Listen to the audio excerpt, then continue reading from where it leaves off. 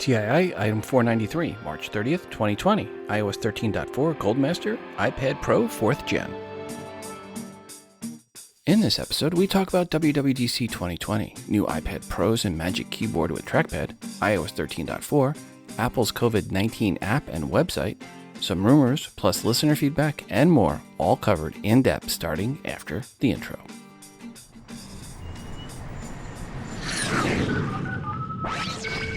Welcome to Today in iPhone. I like it a lot. Today in iPhone. Hey, caller! Oh yeah! My beautiful iPhone, which I never have out of my hand and that I do everything with and has become an extension of who I am. Today's episode is brought to you by Mint Mobile. To get your new wireless plan for just $15 a month and get the plan shipped to your door for free, go to mintmobile.com/TII. Welcome to the show. I'm your host, Rob, and you are listening to the Today in iOS podcast. First up, I want to thank Jeff for sending the music that you hear in the background. Jeff wrote, "Hi, Rob. I made this song called Face It with my iPhone using Garageband app. For free music and more downloads, follow me at JeffJ6 on Twitter. Regards, Jeff J." Well, thanks, Jeff, for the music. And folks, I will put the full song at the end of the episode. I also want to thank Santiago for sending in the artwork for today's show. Santiago wrote the following. "Hi, Rob. Took this picture last year in Cologne, Argentina with my iPhone 7 and retouched it with the camera tools only and added text on PS Express. It's the Uruguay River and the opposite shore is the country of Uruguay. Have a great day. Regards, Santiago."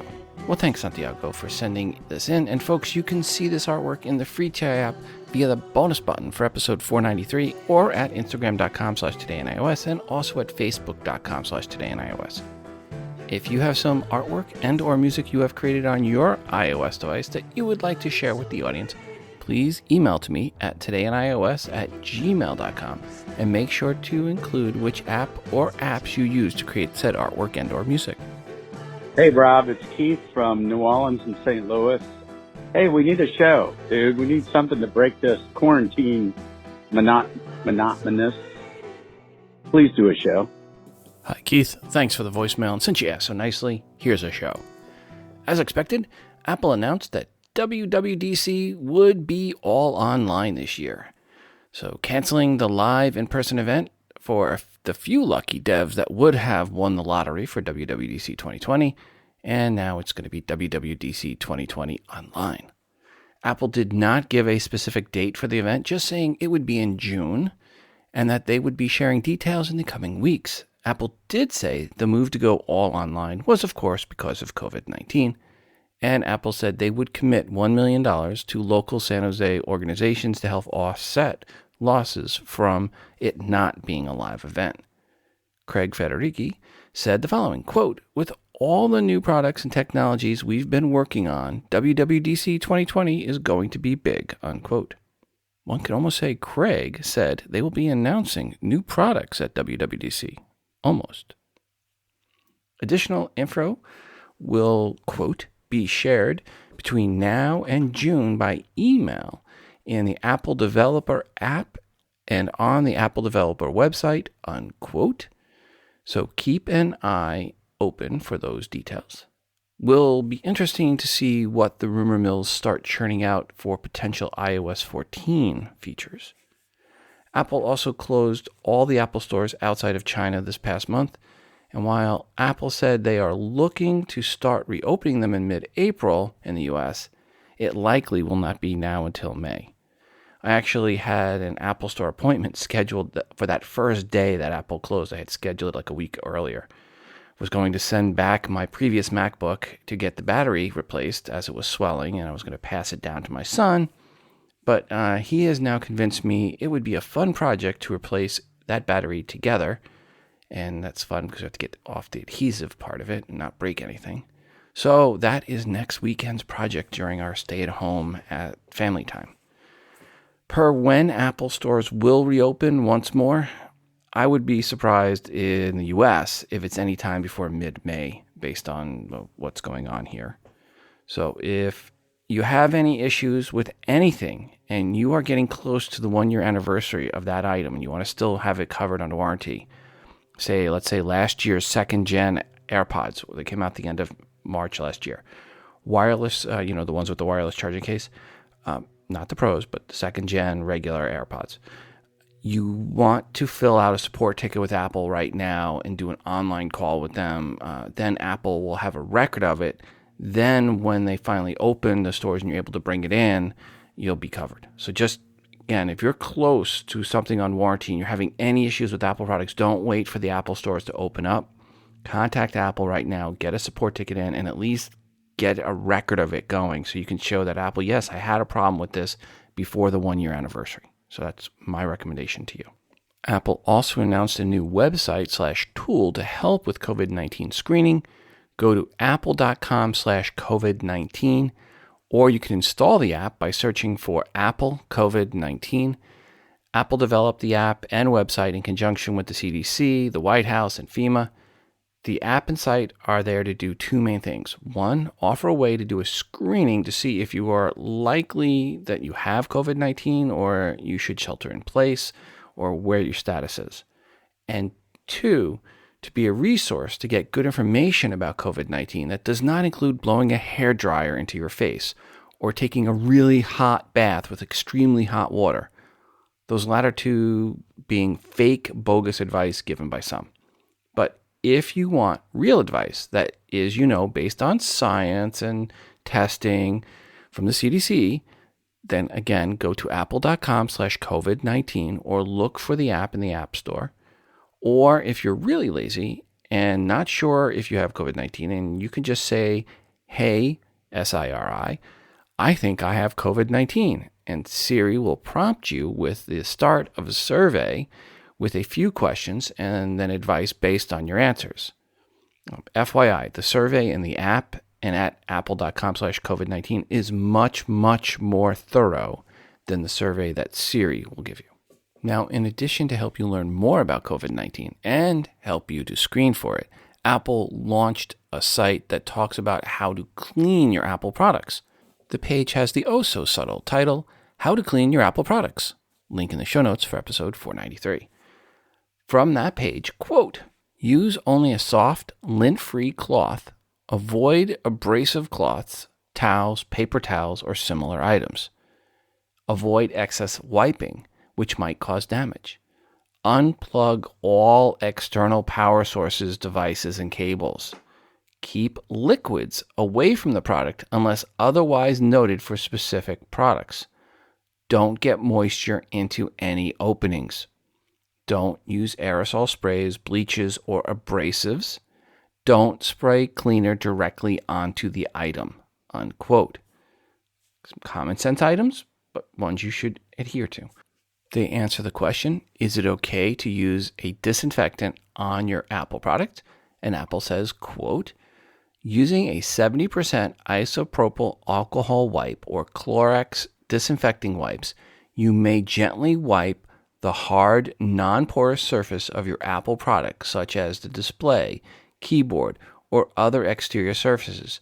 Don't use bleach, avoid getting moisture in any opening, and don't submerge your Apple product in any cleaning agents.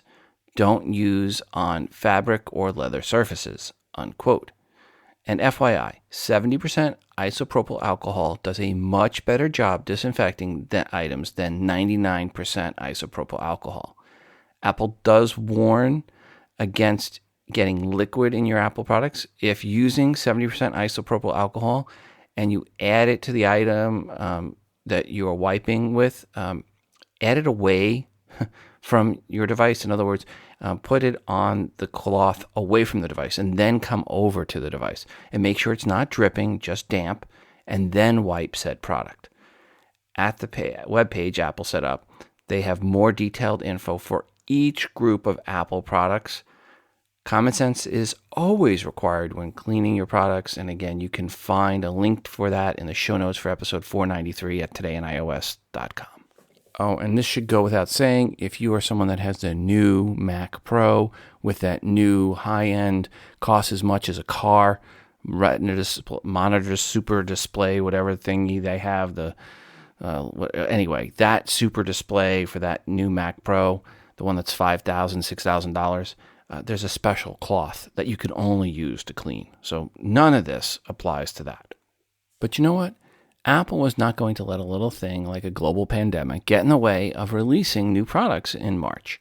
And on March 18th, with the world neck deep in COVID-19 issues, Apple announced a new iPad Pro with a new keyboard that includes the rumored trackpad. From Apple, quote, "The new Magic Keyboard designed for Apple Pro features a floating design, backlit keyboard, and trackpad, delivering the best typing experience ever on an iPad," unquote. Apple introduced both a new 12.9-inch iPad Pro and an 11-inch iPad Pro. These are second-gen USB-C iPad Pros, or technically the fourth-gen iPad Pro for the 12.9-inch, but really it's the second gen of the USB-C iPad Pros. And FYI, the new keyboard announced works for both gens of the USB iPad Pro. So if you have the previous generation iPad Pros with the USB-C, third gen, then for the 12.9-inch, then you can use the new keyboard for it. And if you had the first gen of the 11-inch iPad Pro with the USB-C, you can use the new keyboard. Obviously, different keyboards for each of those to match the size. Per what's inside the new iPad Pros, it is the A12Z Bionic chip versus the previous gen A12X versus the A12, which was in the iPad Airs, or in the iPad Airs now, the current ones. If you're thinking A12Z versus A12X does not sound like much of an improvement, you would, well, it seemed be correct. Some initial benchmark tests at least say that you would be correct. Single core tests with the new iPad Pro was 1114, higher is better, versus 1111 for the previous iPad Pro. For the multi-core test, it was 4654 for the new versus 4604 for last gen, and the metal score of 9894 versus 9146 for the last gen. So very minimal improvements on speed and performance for the new iPad Pro, at least with benchmark testing. Other differences for the new iPad Pro versus last year's model is you have the addition of a 10 megapixel ultra-wide camera to go with the 12 megapixel wide camera. Storage now starts at 128 gig and then goes up to 1 terabyte. Same top-end storage as before. External dimensions are the same, hence why both generations of the USB-C iPad Pros can use the new keyboard. The display specs look identical, as do the battery specs, both for the usage and the battery size, which is 36.59 watt hours, same as last year's, or your previous generation. I think it actually came out late 2018. With the Wi-Fi, the new version supports 802.11ax, in addition to all the versions that the last gen supported. So very, very minimal upgrade. But the RAM is 6 gigabytes now versus 4 gigabytes of RAM for the previous generation model. And the last difference is the new LiDAR scanner. From Apple, quote, LiDAR, light detection and ranging, is used to determine distance by measuring how long it takes light to reach an object and reflect back. It's so advanced, it's being used by NASA for the next Mars landing mission, and it's now been engineered to fit in the thin and light iPad Pro. The custom-designed LiDAR scanner uses direct time of flight to measure reflected light from up to 5 meters away. Both indoors and out, it works at the photon level, operates at nanosecond speeds, and opens up tremendous possibilities for augmented reality and beyond. The LiDAR scanner works with the Pro camera, motion sensors, and frameworks in iPadOS to measure depth. This combination of hardware, software, and unprecedented innovation makes iPad Pro the world's best device for augmented reality, unquote. Added enthusiasm, little sarcasm there. Okay, so how much will all this cost? Simple, somewhere between $799 and $2,127. That $2,127 breaks out as such. $1,649 for the 12.9-inch iPad Pro with 1 terabyte of storage and Wi-Fi plus cellular, plus $129 for the Apple Pencil 2nd Gen, plus $349 for the new Magic Keyboard. The $799 is for the 128 not enough gigabyte version of the 11-inch iPad Pro with just Wi-Fi. So again, between $799 and $2127, you're likely going to be closer to the $2127 than the $799, I have a feeling. Because really, it's not worth upgrading to the new iPad Pro if you're not getting the cool new keyboard. Guess you know that what you can use your stimulus check for. Just saying. I mean, you want to keep the economy going, right? You do, don't you? Help, contribute. Per repairing the new iPad Pro, iFixit gives it a score of 3 out of 10 for repairability. They also were where we learned about the battery specs and the same that it had the 6 gig of RAM. So thanks, folks at iFixit, for filling in those last spec details. If you're still using one of the big wireless providers, have you asked yourself what exactly you're paying for?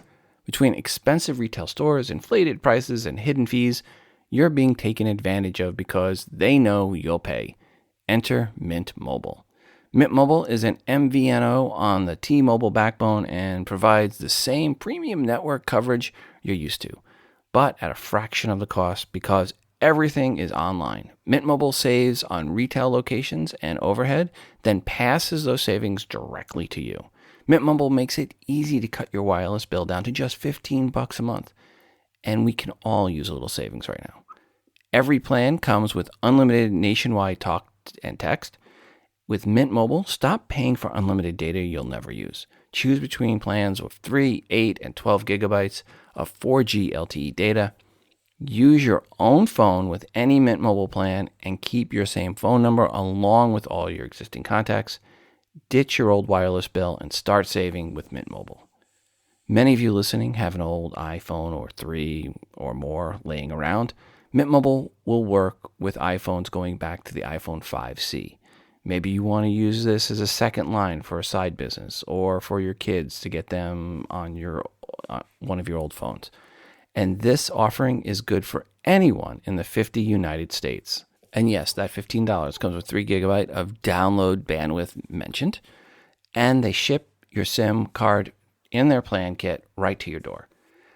To get your new wireless plan for just $15 a month, and to get the plan shipped to your door for free, no need to go anywhere. It comes to you. All you have to do is virtually go to mintmobile.com/TII. That's mintmobile.com/TII. Cut your wireless bill to $15 a month at mintmobile.com/TII. Apple this past month also released iOS 13.4, and some of the new features include iCloud folder sharing. You can now access your iCloud drive from your iPhone's Files app. You can give people editing or read-only access, and you can reach your folders from an iOS device at iCloud.com on a Mac or a PC. So lots of different ways to get access to the files. Kind of a little bit like Google Docs, kind of, sort of. CarPlay was upgraded with third-party navigation app support from the CarPlay dashboard. But Car Key, which was spotted, or at least the API was spotted in the beta code, is not in the shipped version of iOS 13.4. Most likely will be a feature in iOS 14. There is now universal purchase support for the App Store, which allows you to purchase an app once and use it across your entire Apple ecosystem: iPhones, iPod Touch, iPad, Mac, Apple TVs. This is assuming the dev allows for this and has versions for each of the devices. There are new Memoji stickers, as if that's a thing. There is now support for predictive typing in Arabic. Apple Card users can now view the receipt details of their Apple service purchases directly inside the Wallet app. This should include all purchases. This will include like in-app purchases, movie rentals, or other purchases, and more. The Mail app has some cosmetic type improvements. Apple updated the toolbar design for Mail and moved the reply icon away from the delete icon, which is nice. Now when viewing an email, the reply icon is on the middle right, and the delete button icon is on the far left. So at the bottom, it is now the tab is the far left is the delete archive message. The tab on the middle left is for the folder to move a message into. The tab on the middle right is now the reply, and the tab on the far right is to compose a brand new message. So that's what the bottom of a message looks like now on Mail. There was one report about iOS 13.4, and actually, when I could tell, this bug actually starts going back to iOS 13.3.1, and it's using a VPN. There are some circumstances, if you already have a connection in place, it will bypass the VPN. Now, one VPN company said this was a bug. Others that looked at this said it's a feature. That only the connections back to Apple servers are the ones bypassing the VPN. In either case, you can get around this by making your VPN connection, then go to airplane mode, and then out of airplane mode. And then you should have all your connections via the VPN. Again, mixed bag on if this was meant to be that way or not. It seems like it was just private information going back and forth to the Apple servers. But anyway, I'm not going to answer their debate. I'll just let those folks fight it out.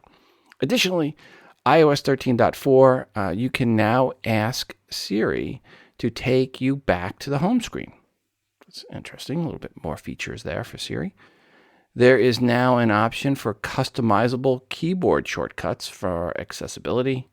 There is now under Settings, Accessibility, and Siri, there is an option to always listen for Hey SIRI, even when your phone is facing down or covered.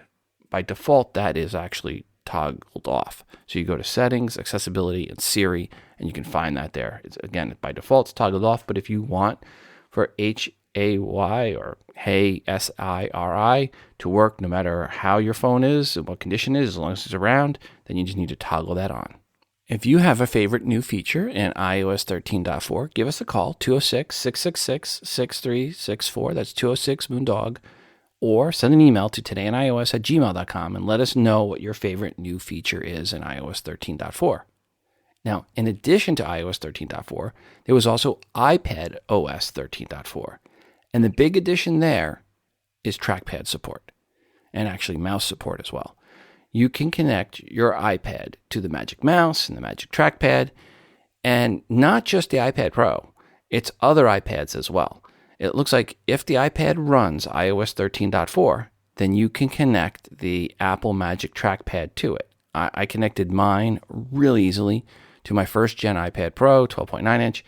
When using the external keyboard, having the trackpad there really improved the usability of the iPad overall. Initially, I was like, oh, iPad trackpad support, okay, nice. That's just nice. It's a nice feature, okay. Then after playing with it for a few days, I was like, this is absolutely one of the best ever features for the iPadOS. Wow. If you are already familiar with gestures on the trackpad for your Mac, you will feel right at home with this addition. Well done, Apple. Well done indeed. Per gestures, a couple I want to mention. If you are in an open app, you can get to the home screen a few different ways.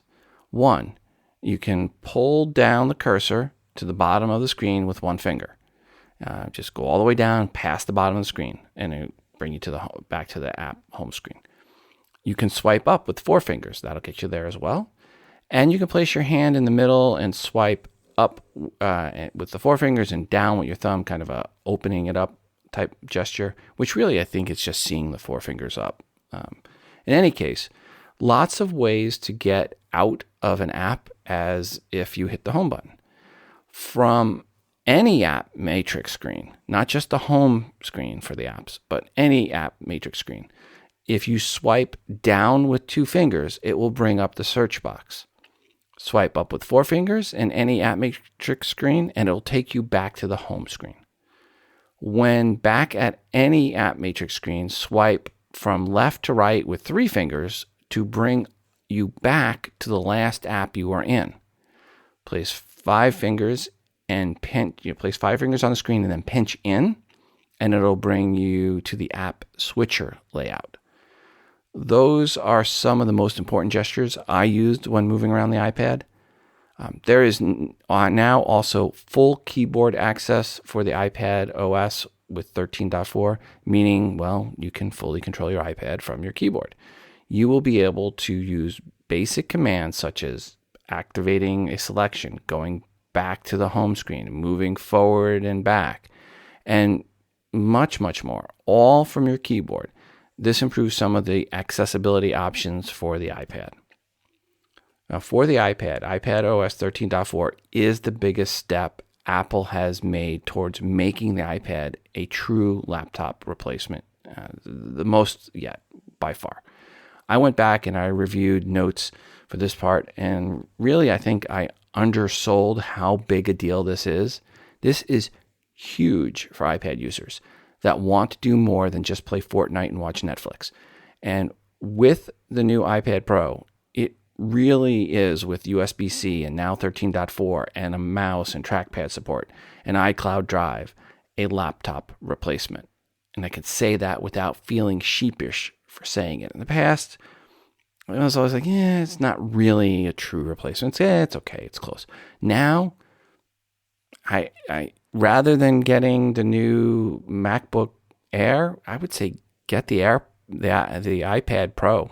And yeah, the Magic Keyboard, much better. It's more money, but I think it's a much better device for you overall.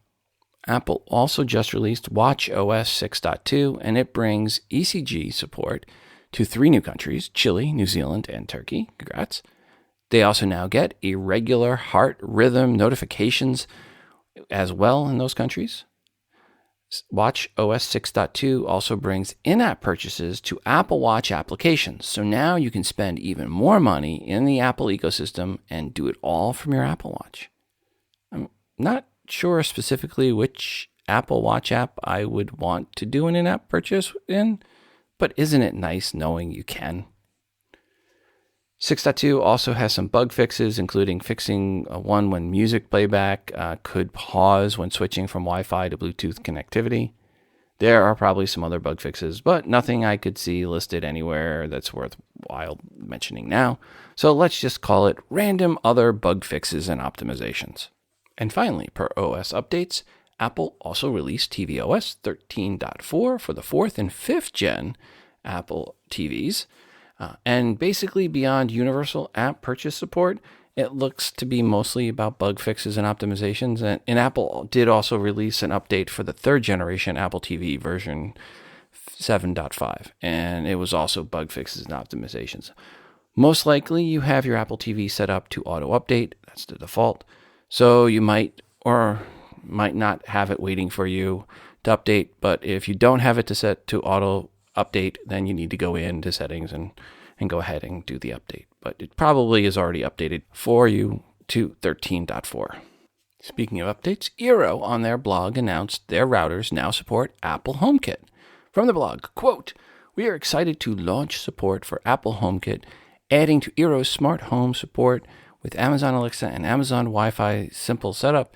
You can now add your eero devices to Apple Home app and bring even more protection to your HomeKit accessories," unquote.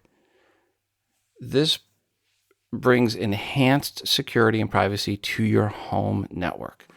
You are able to firewall each supported HomeKit accessory based on your at-home app settings. eero stops them from communicating with other devices on your home network that they do not need to, and also from an unauthorized access of the internet. So just launch your eero app on your iPhone. Tap on the Discover tab at the bottom, and you'll see the Apple HomeKit option on that next page, and you can then just easily add your eero router to your home app. It is recommended you check to see if you have any updates for your routers and beacons, first. Make sure they are all running eero OS 3.18.0, so 3.18.0 or later. 3.18.1 looks to be the latest version. And thanks to the folks in our MeWe community for the heads up on that one. If you want to participate in our TII community, just go to todayinios.com/community, and that'll take you to the MeWe page, and you can sign up. And there's 2 simple questions. Which is the better OS, iOS or Android? You obviously pick iOS. And then the other question is, what does TII stand for, which is today in iOS or today in iPhone, depending on how long you've been a listener. Into the email bag we go.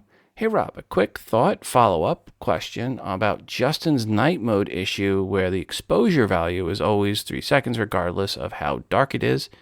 Is he holding the phone?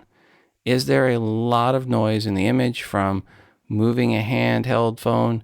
The camera app may not be able to default to longer times because it will filter out too much. Having the phone on a tripod, I should say, should allow the longer times to show up. Regards, Michael P. Thank you, Michael, for that feedback. Back to the email bag. Hi, Rob. Just purchased a vehicle with Apple CarPlay. First time experience, let alone using it. Let me try to communicate this in a way that you can repeat on the air. Apple CarPlay is freaking amazing. How the heck did I ever drive without it?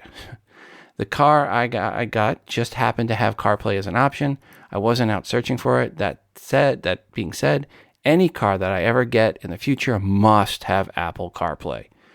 Thank you for your excellent podcast, and I hope you are not planning to retire anytime soon. After you do, I sure hope that one of your boys takes over or some other worthy Padawan. Regards, David S. in Springfield, Illinois. Well, David, no plans to retire anytime soon. But yeah, maybe someday I will pass it on to the boys. Who knows? Then Dave had another question or comment here. It's, hi, Rob. As I said in my previous email, I really love CarPlay, and it was a pleasant surprise to have it included with my audio package. I noticed in the window sticker after purchase that Apple CarPlay was included in the audio section of the information. Let me preface by saying that I am a tech savvy enough to be dangerous and maybe help my parents' generation a little bit. I read instructions online and looked in the CarPlay app on my iPhone directions that stated to have sound system on and the CarPlay app open and press and hold the speak button on the steering wheel. It didn't work. Of course, if it doesn't work the first 10 times, it shouldn't work the 11th, right? Nope. I had been using the wireless charging pad in the middle of the console to hold my phone, but for some reason, I decided to use the lightning cable and plug into the USB port, and Viola, the CarPlay popped up. Holy cow. I didn't realize that it had to be plugged into the USB port to work. Now I have a question. I've noticed that when a call comes in, the phone rings, but when a text comes in, there's silence, but a red dot will appear by the iMessage icon. Is there a way to get my text tone when a text comes in? Dave, I don't know that one. We're going to get here to the end of your thing, but I'm going to have to send that one out for a question to be answered. Also, there are 3 icons placed vertically on the left of the CarPlay icon screen.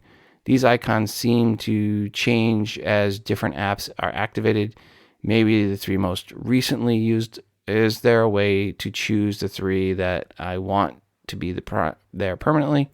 I did figure out how to rearrange the icons on the screen as I like from within the CarPlay app on the iPhone. There are limited apps available to deactivate from within the CarPlay app on the phone. Is there a way to add apps already on my phone to be available for use with CarPlay?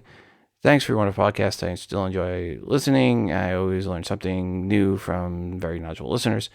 Take care during this uncertain time of the novel coronavirus. And a reminder to your listeners, just because you're healthy and feel well doesn't mean you are and not a carrier, and doesn't mean you can't catch it from someone else if you don't or haven't had it yet. Follow directions from your local, state, province, and national authorities and do your part to flatten the curve. Best wishes to all, Dave in Springfield, Illinois. Dave, thank you for that feedback, and I'm going to throw your questions out to the audience. Folks, can you help Dave here? 206-666-6364, 206-MOON-DOG, any CarPlay experts that can help Dave. And yes, per the plugging it in, yes, you get the full features when you plug it in. Sadly, it's not truly fully Bluetooth on all the features yet. I wish it was, but it's not. It's not on mine. So hopefully that will happen sometime in the future, but not with iOS 13, not with 13.4 either. But with 13.4, CarPlay got better. That's for sure. So if you haven't tried 13.4 yet, Dave, definitely check that out. Well, Bloomberg is right about one of these rumors. Bloomberg, in a matter of 1 week, said Apple 5G iPhones are currently on schedule, followed by iPhone 5G, or the 5G iPhones will be pushed out to later this year and maybe even into next year.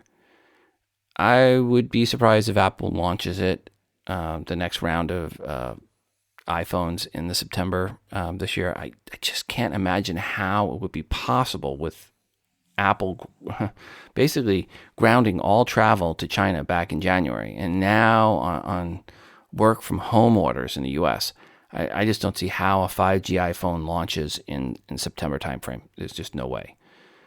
With China shut down and all that's happened there and is still happening in the US, if Apple does launch in September, it'd be a miracle. And I think early November, best case, absolute best case scenario for iPhones, the 2020 iPhones, would not be surprised at all for that to shift into February or March of 2021. This does not include the iPhone SE2 or the iPhone 9, depending on the rumor you read, per its name. That device, originally rumored for launch in March, is likely pushed out till June for its launch. So right now, last week, or when the iPad Pros, new Pros came out, we should have been seeing the iPhone SE2, the iPhone 9s. That didn't happen. Latest rumor is now it's going to happen at WWDC. We'll see. And speaking of the iPhone 9 or iPhone SE2, it is now being rumored heavily it will be both an iPhone 9 and 9 Plus, with the same dimensions of the iPhone 8 and 8 Plus as far as external dimensions, but with the A13 processor instead of the A11. These devices would have a physical home button, again, same exterior-wise as the iPhone 8 and 8 Plus. So if it's going to two different sizes, the 4.7-inch and the 5.5-inch versions, then yes, I think iPhone 9 and 9 Plus makes the most sense for names rather than the SE and the SE2 or SE2 and the SE2 Plus. Given the financial situation we are in and will be in come June going forward this year, launching in June and with a lower cost device, but with the latest processor, makes a lot of sense and will likely work out well for Apple. Right now, the iPhone 8 goes for $449 unlocked, and at the 64 not even close enough gigabytes version, pricing would likely be the same for the iPhone 9, and I guess that would mean the iPhone 8 would no longer be sold in the US at least, and probably not in most other markets, maybe still in India, maybe some of the BRIC countries. Hi, Rob. This is Keith from New Orleans and St. Louis. Hope you and yours are doing well. Congrats, by the way, on the Chiefs win. I was really hoping for a Saints-Chiefs game, but at least the Chiefs brought the hardware home. Good job. Just like the Blues did this last summer. Anyway, my question. I got a new iPhone 11 at the end of December at a Verizon store, and the salesperson mentioned wireless charging and how it's better for iPhones than using the lightning cable because people have a tendency to leave the phone plugged in too long. And I guess he was referencing an overcharging issue. And he said I guess there's like electronics or mechanisms within the wireless chargers to prevent that, and to maybe even slow charging down near the end to where it gives a better and more complete charge that's better for the battery. Do you know anything about that, you and the listeners, or, if there's any truth to that? I'd be interested to hear a good reply. If I can, I'd like to send out some kudos to Apple with Apple Care. My iPhone 7, my iPhone 7 Plus, I think I bent 2 days after I got it, and literally bent it. But it wasn't the phone's fault. I fell into the side of a metal arm chair and put a lot of weight behind it, and it just so happened to put a crease on the back of the phone. And the glass on the front of the phone was bowed. It was actually curved, but it didn't break. And I took it to the iPhone store a couple days later, and they were pretty shocked and amazed that it didn't break, and everything was functioning perfect. And the manager yelled back to give me a new phone. And I kind of said, no, I kind of want to carry this for a little bit because it's kind of fun having a bent phone. It works great, no problems, and I was going to have to pay $100 anyway for the replacement under Apple Care, so I ended up carrying it 2 years. A couple months shy of 2 years, and then walking the dog, squirrel. Dogs ran after squirrel. Phone ended up on road, broke. So I took it in and got my brand new iPhone then, and that was kind of nice. And then my last iPhone 10, I guess my gear shift on the Audi. When I shift hard in manual mode, I guess I crunched the charger right into the charging port. Well, then my charging port was kind of loose, and it wasn't charging my phone regularly. It was just sporadically. I thought I had passed my 2 years, but on Friday, December 13th at about 4 o'clock, I literally pushed the button because I thought it was too late and said, Siri, my charging port is broke on my phone. What do I do? And all of a sudden my phone rang, and it was Apple Care. And I was shocked. I didn't even know that was even possible. And I talked to the lady. She had me go into somewhere in settings and look, and sure enough, Apple Care Plus, mine expired the next day, Saturday, December 14th. So she took some information from me, and literally at 11 a.m. the next morning, I got a knock on the door, and I signed for my brand new iPhone. It was less than 24 hours. I was shocked. It was awesome. So kudos to Apple Care. It works. Anyway, I hope you all have a good day, and talk to you soon. Keith, thanks for the voicemail and the kind words and all the feedback. Now let's go back to your question. Is wireless or wired charging better for your iPhone? The simple answer is yes. Charging-wise, both will do the same thing, and both will cut off when fully charged. The person that told you that the wired charging is going to overcharge does not know what they're talking about. That doesn't work that way with iPhones. However, there are two different schools of thought on this. One, wireless charging, inductive charging, tends to make your phone warmer. Heat is an enemy of long-term performance for the battery. So there is the wired charging is better camp from that perspective. Two, except with wired charging, you tend to let the device dissipate more of the charge during the day because you're not usually connecting it. And when you do connect it to the charging cord, it tends to be run down 20% or more, less than 20% left. And full charges are worse than keeping it charged all the time or near 100%. So it's easier to run out when you have wired charging because you're not going to be connecting it when you're moving around, walking around during the day. Where wireless, it's easier to put it down on the pad, pick it up, put it down, pick it up. So easier with wireless charging. So there is the wireless charging is better camp. Or maybe it's neither or both. If you have good wireless charging stand where your phone can stay on it most of the day and you keep from letting your phone get run down to zero or even run down at all, then it's the best option. But if you do need to charge it back up from zero, then the best to do that with a wired cord as to not let the device get too hot. Okay, so maybe the simple answer isn't so simple. My recommendation is this. Pick the method you like best. And even mix and match. In your car, keep it wired in. But at your desk, have it wirelessly charging. And on your nightstand, plug it in. So there you go. There's really no simple answer to that, but I can tell you the one thing for sure. The person you talked to at Verizon didn't know what they were talking about because of wired isn't going to overcharge. Apple has designs, they don't overcharge when they're plugged in. Back to the email bag. Thank you, Rob, for your podcast response regarding Wi-Fi turning on by itself.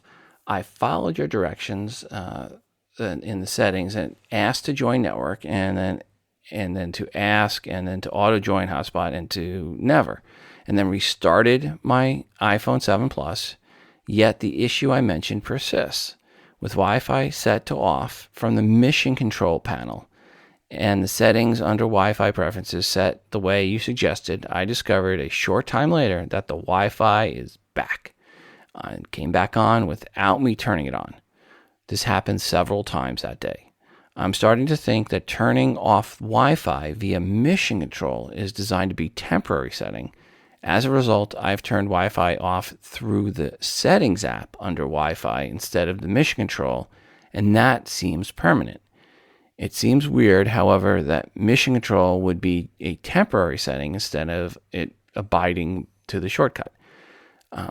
The issue, however, is that none of the other Mission Control toggles seem to be temporary and work that way. Thanks for the show.